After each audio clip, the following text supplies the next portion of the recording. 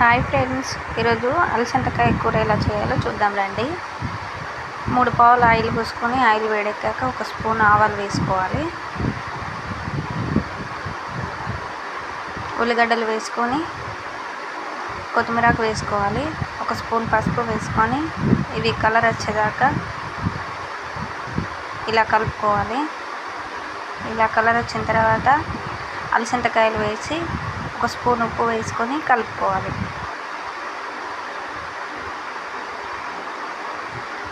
ఇలా కలుపుకొని ఒక 15 మినిట్స్ సిమ్లోనే ఉంచాలి. 15 మినిట్స్ అయిన తర్వాత కోసి పెట్టుకున్న టమాటాలను వేసుకొని మళ్ళీ 1 స్పూన్ ఉప్పు వేసుకొని కలుపుకొని మళ్ళీ ఒక 5 మినిట్స్ సిమ్లో ఉంచిన తర్వాత 1 చెంచా కారం వేసుకొని మళ్ళీ ఒక 10 మినిట్స్ సిమ్లో ఉంచాలి. ఇలా నూనె పైకి తేలుతున్నప్పుడు కొంచెం కొత్తిమీరాకు వేసుకొని కొన్ని వాటర్ పోసుకొని ఒక 5 మినిట్స్ సిమ్లో ఉంచి చూడండి. ఇలా వాటర్ పోసుకొని ఒక 5 మినిట్స్ సిమ్లో ఉంచి ఇలా అయిన తర్వాత దించేయడం.